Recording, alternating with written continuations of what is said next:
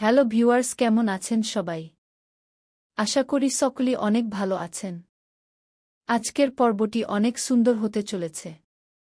পর্বটিকে দেখার আগে আমাদের চ্যানেল গল্পের জাদুকরকে সাবস্ক্রাইব করে নোটিফিকেশন অন করে দাও।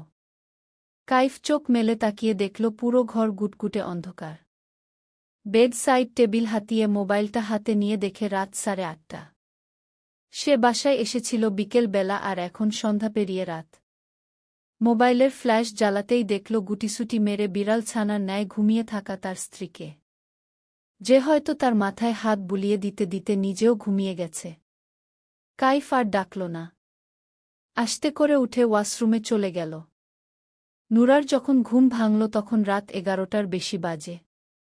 ধরফরিয়ে নুরা উঠে দৌড়ে কিচেনে গেল রাতের খাওয়ার আয়োজন করতে, কিন্তু কিচেনে গিয়ে তার পা জোড়া থেমে গেল। স্পুন দিয়ে কারি টেস্ট করছিল কাইফ। নুরাকে তাড়াহুড়ো করে ছুটে আসতে দেখে সোজা হয়ে দাঁড়ায় সে।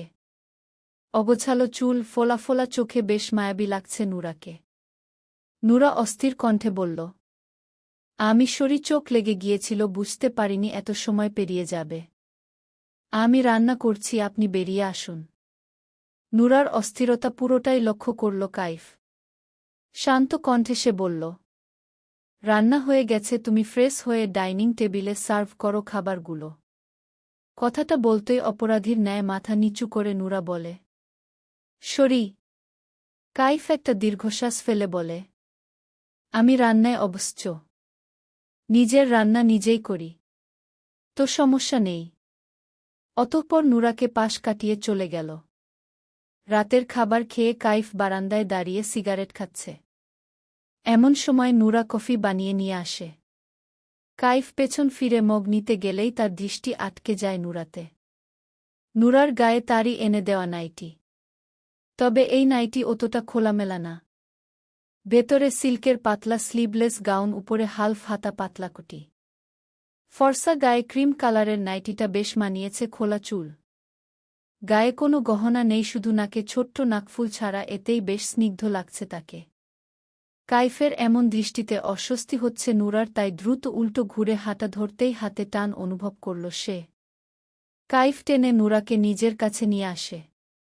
কফি মগটা রেলিংয়ের উপর রেখে নুরাকে সামনে ঘুরিয়ে তার কোমর হাত দিয়ে চেপে ধরে ঘাড়ে থুতনি রাখে।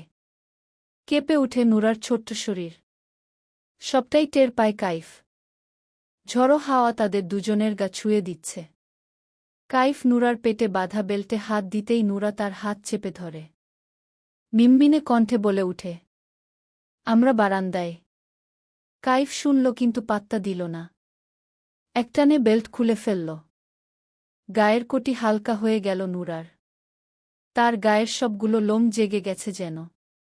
কাইফ আস্তে করে তার কোটিটা একটু নামিয়ে ঘাড় উন্মুক্ত করল এবং পরপর কয়টা ছোট ছোট চুমু খেয়ে নিল। চোখ খিচে বন্ধ করে জামা খামচে ধরল নুরা। কাইফ নুরার চুল সরিয়ে ঘাড় থেকে কানের লতি পর্যন্ত ভেজা চুমু দিয়ে সেখানে ছোট একটা কামড় বসিয়ে দিল। আহ! এই দৃশ্য নিজ বারান্দা থেকে দেখে মুখ চেপে কান্নায় ভেঙে পড়ল রিয়া। তার খুব কষ্ট হচ্ছে। ভালোবাসার মানুষটা যখন নিজের চোখের সামনে অন্য নারীতে মত্ত হয় তখন সেই দৃশ্য কি করে কেউ সহ্য করতে পারে। রিয়াও পারল না। দ্রুত রুমে গিয়ে ড্রয়ার থেকে ড্রাগস বের করে তা সেবন করতে লাগল। নিজের চুল নিজে মুঠ করে ধরে কি যেন বিড়বিড় করতে লাগল। অন্যদিকে অস্বস্তি লজ্জায় নুরার মরে যাওয়ার অবস্থা। কাইফ এখনো সমান তালে চুমু খেয়ে যাচ্ছে, সাথে হাতের বিচরণ তো আছেই। নুরা অস্থির উত্তেজনায় কান্না মিশ্রিত কণ্ঠে বলল, প্লিজ থামুন, আমরা বারান্দায়, এভাবে কেউ দেখে ফেলবে। কাইফ থামল। অতঃপর টান মেরে নুরার কোটি খুলে মাটিতে ফেলে তাকে কোলে তুলে নিল। ঘাবড়ে কাইফের গেঞ্জি শক্ত করে খামচে ধরল নুরা। কাইফ বারান্দা থেকে ঘরে এসে বিছানায় ছুঁড়ে মারল নুরাকে। ঘরের লাইট নিভিয়ে ড্রিম লাইট জ্বালিয়ে নিজের গেঞ্জি খুলে এগিয়ে গেল বিছানায়। উঠে বসেছে নুরা, কিন্তু কাইফকে খালি গায়ে এগিয়ে আসতে দেখে ভয়ে নিজেকে পিছিয়ে নেওয়ার চেষ্টা করতেই পা ধরে টান মেরে নিজের কাছে নিয়ে আসলো কাইফ তাকে। নুরার দুহাত কাইফ মাথার উপর চেপে ধরে তার ঠোঁটে নিজের ঠোঁট মিলিয়ে দিল। একটু একটু করে গভীর চুম্বনে লিপ্ত হল দুজন। কাইফের ডাকে সাড়া না দিয়ে পারল না নুরা। হাজার হোক তার স্বামী কাইফ, তার উপর আজ প্রথম সে সফট কিস করছে নুরাকে। তাই নিজেকে না আটকিয়ে কাইফকে রেসপন্স করছে সে নিজেও। নুরার রেসপন্স পেয়ে কাইফ আরও উন্মাদ হয়ে গেল। ঠোঁট ছেড়ে গলায় নেমে পড়ল। ছোট ছোট চুমু দিতে দিতে বুকে নেমে আসল। জামা খোলার ধৈর্য নেই এই মুহূর্তে কাইফের, তাই টান মেরে গাউনটা ছিঁড়ে ফেলল সে। এই ঘটনায় চোখগুলো বড়বড় করে তার দিকে তাকিয়ে রইল নুরা। কিন্তু সে দৃষ্টিকে পাত্তা দিল না, কাইফ বরং গাউনটা শরীর থেকে টেনে হিঁচড়ে খুলে ফেলে দিল ফ্লোরে।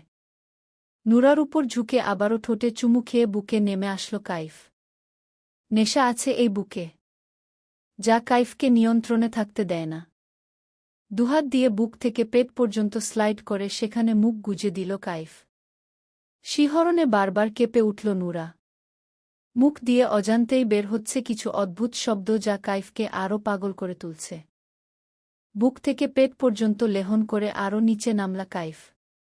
হঠাৎ এমন কিছু করায় নুরা চমকে উঠল। কাইফ যে এমন কিছু করবে সে ভাবতে পারেনি। বারবার সরাতে চেয়েও সরাতে পারছে না সে কাইফকে। উত্তেজনায় ভালো লাগায় চোখ আপনা-আপনি বন্ধ হয়ে আসছে নুরার। এই প্রথম কাইফের নরম আদর তাকে স্বর্গে ভাসাচ্ছে। সে কাইফের চুলগুলো শক্ত করে খামচে ধরে। সকাল সকাল ঘুম থেকে উঠে নিজেকে কাইফের বুকে পেয়ে মুচকি হাসল নুরা। অতঃপর উঠে গোসল করে ফজরের নামাজ পড়ে নাস্তা বানাতে চলে গেল। রোজকার সময়ে কাইফ উঠে গোসল করে অফিসের জন্য রেডি হয়ে ঘর ছাড়ল। ডাইনিং টেবিলে নাস্তা সাজাচ্ছে নুরা। কাইফ চুপচাপ এসে ডাইনিংয়ে বসল।